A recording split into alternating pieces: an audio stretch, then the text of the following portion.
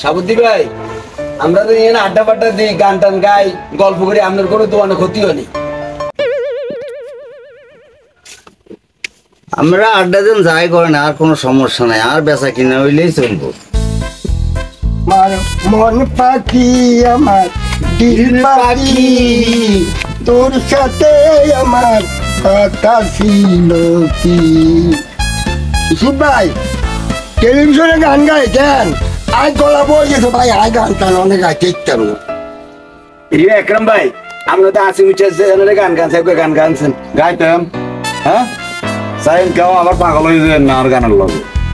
হরেক রকম পাগল লিয়া মিলাইছে মেলা,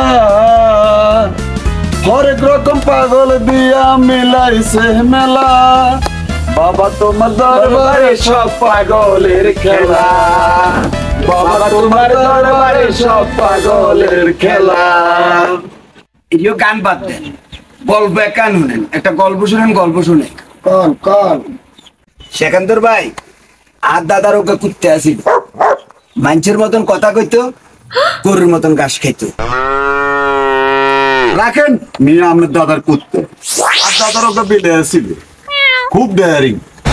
গ্রামে যত কুত্তে আসিল বেদবুনের গান একবার হলেও মুতে দিছে।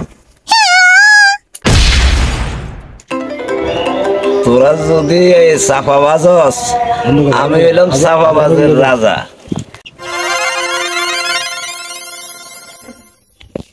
আর তোকে গপ রাখ, আমারটা শোন।